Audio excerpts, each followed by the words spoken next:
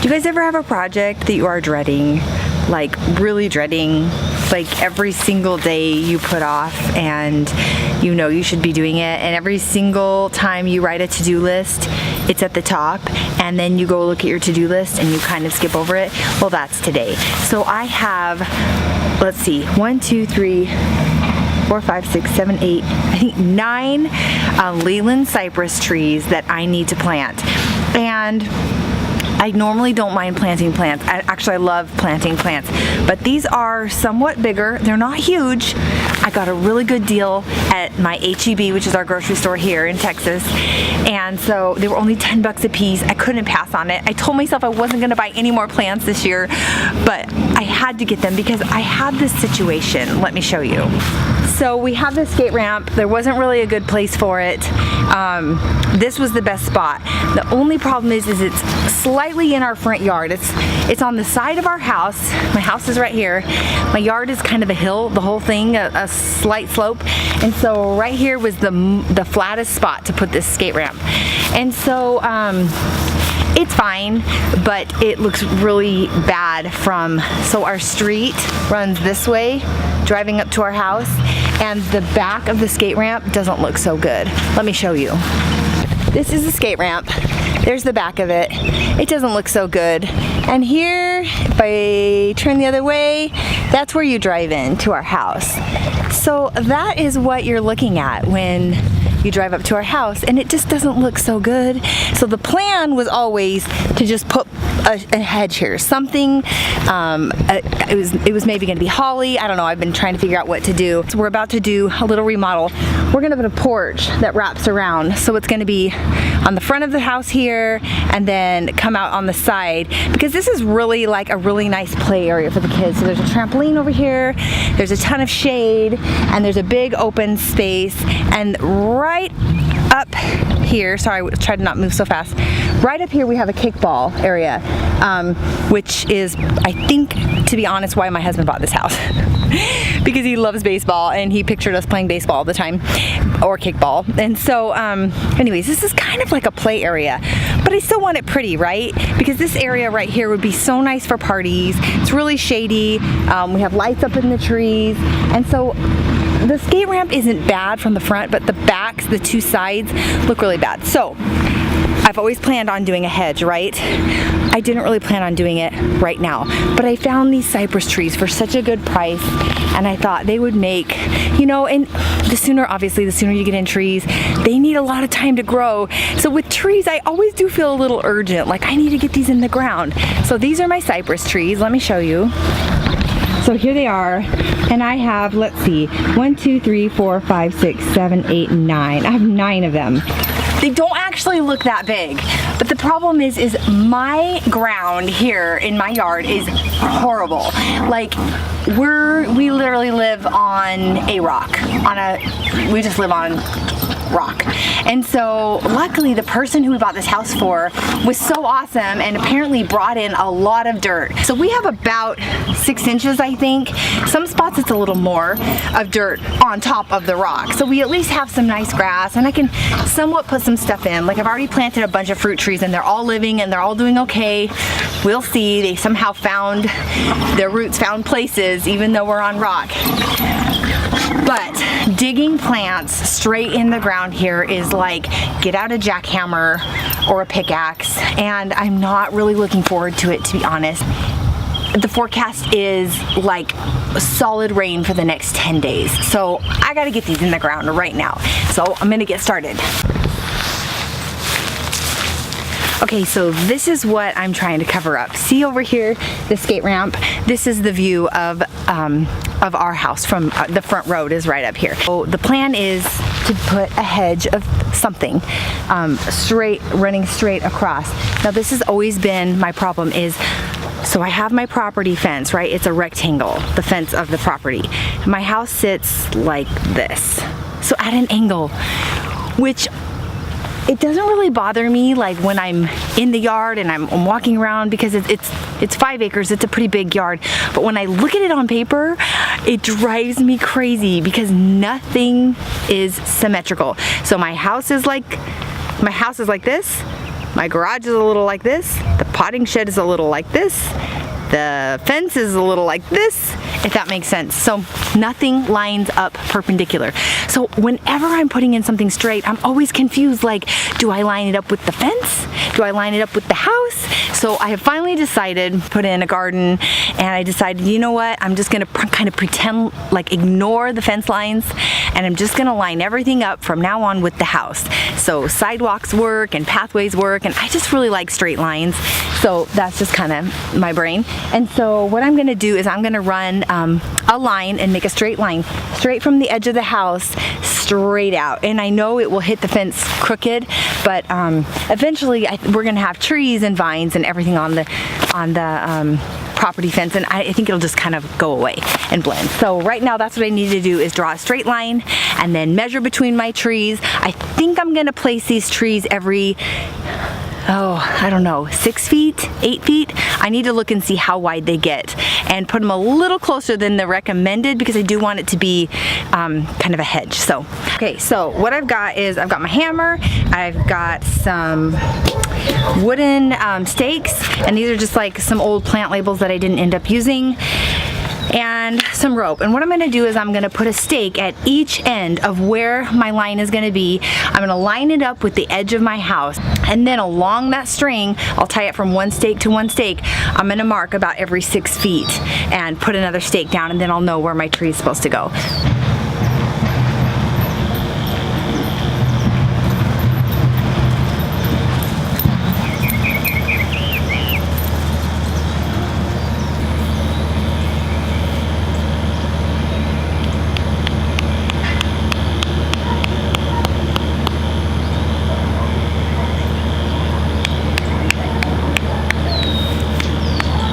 Leyland cypress tree grows 8 to 15 feet wide and 40 to 50 feet tall. And this is something I don't want to prune. I'm not going to hedge this like a big square hedge.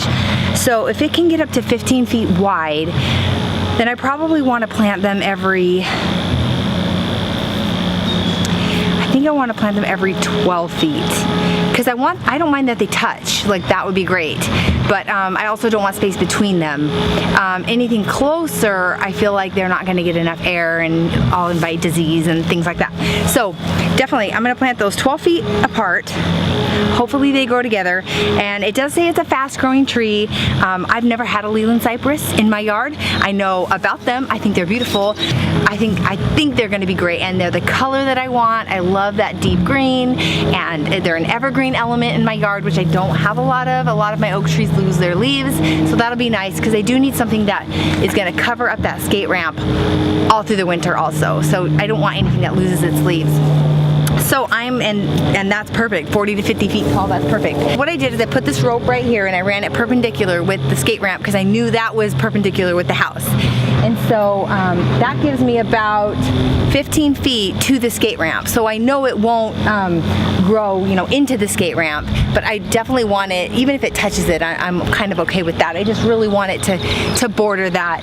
And I also want to leave some room. I mean, I know I have a lot of space here, but I want to leave some room because I may put in a flower cutting garden over here someday. That's just kind of something in the back of my mind, if I can ever get my husband to give up a little bit of the baseball field real estate, which I don't know will happen, but someday that could be a plan, because like I said, this is the flattest part of my yard. I garden over on this side.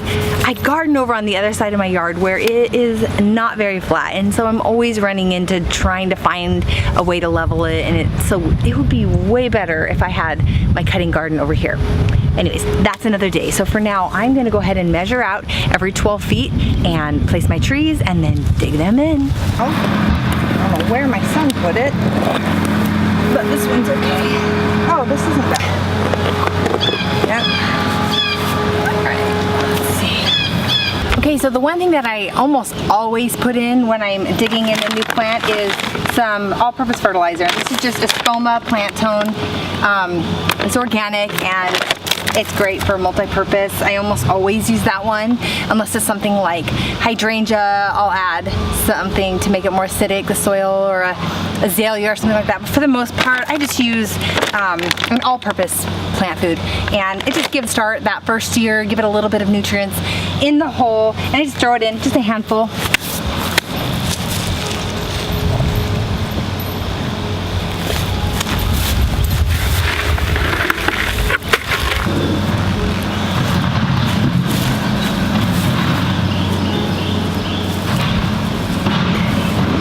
And then before you really tap that soil down in there, you want to hold that tree up and make sure that it is level where you want it.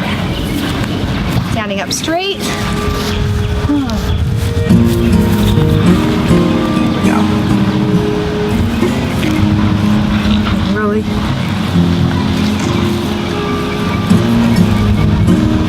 Oh man.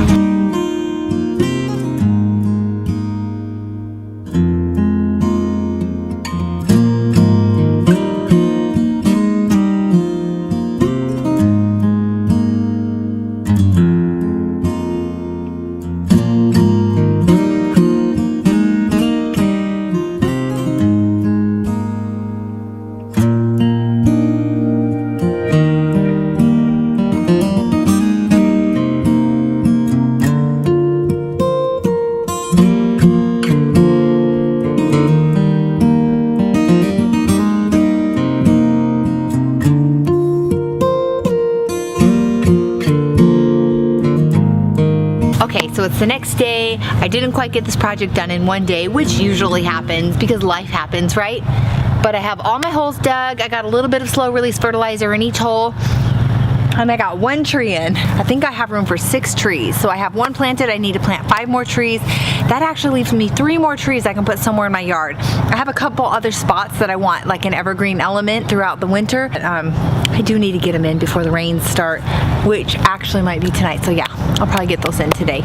So these holes were a bear to dig. I don't know anyone with worse soil. There's probably not anyone with worse soil. I don't know, maybe if you live like right on the beach where it's like pure sand, that might be worse soil.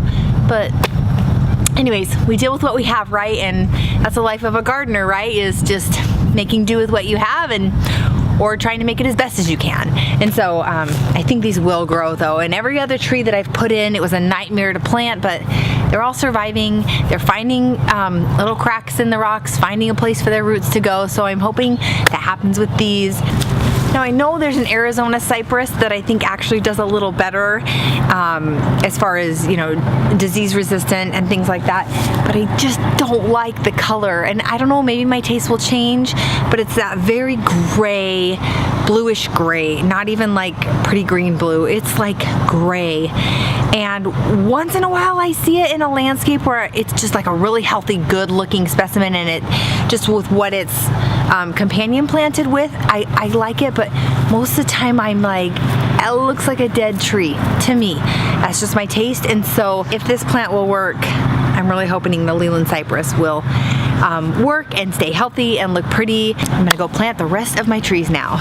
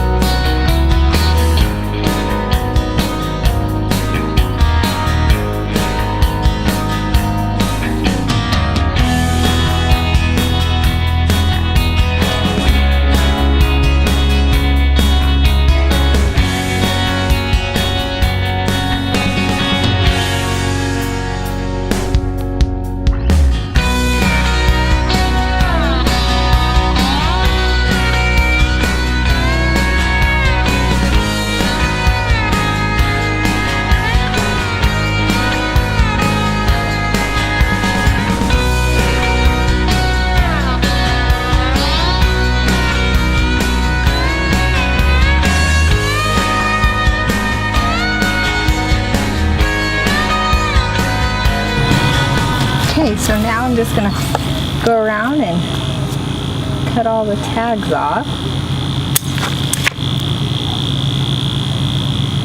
Okay, I think that looks really good. I'm super happy to finally get that done. This has been like one of those projects that's just been like put off, and I'm so glad it's finally done because I just hate digging trees in this yard.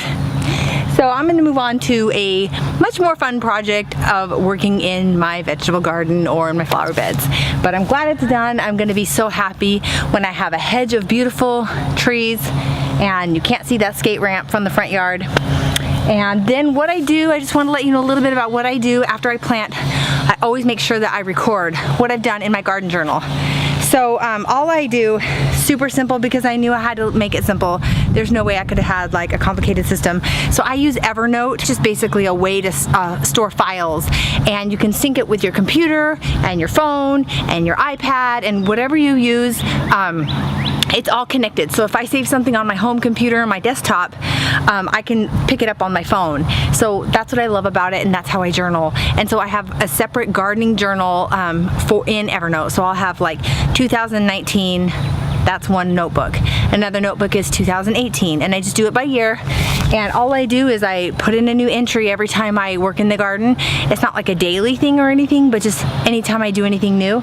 And I'll just, at the end of a project, I'll go through and I'll just take a picture with my phone. Sometimes I have to document, you know, a disease that I'm seeing, and so I'm taking a close picture of a leaf, or sometimes I'm documenting a funny bug that I'm seeing, or sometimes I'm documenting what a flower looks like so I can remember the next spring that it doesn't match with what's next with it. What's next to it, if that makes sense.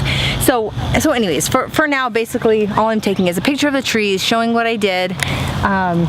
Maybe I'll take another picture of it from a different angle.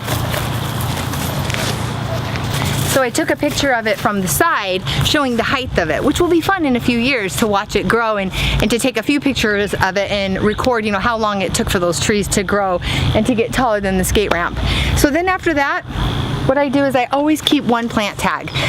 So this is the plant tag that came with my trees, right? And so I always take a picture of that just in case I lose this, which can totally happen. Just take a quick picture. And then when I get in at the end of the night, I'll just put these into Evernote. It's just a matter of dragging and dropping it.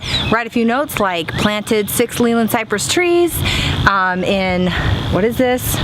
May of 2019, and maybe I'll even say they were 2.5 feet tall. That's about it. Maybe I'll say something like the ground was torturous to dig in, full of rocks, horrible, I don't know, whatever. Maybe even throw in there that I put in some fertilizer, and that's it. Just a few notes, and that's it. And then I put it into Evernote, and that's my garden journal. So that's what I do whenever I garden, and happy to have the project done. I'll show you the results. Hopefully in a few years it will look fabulous. Thanks. Bye.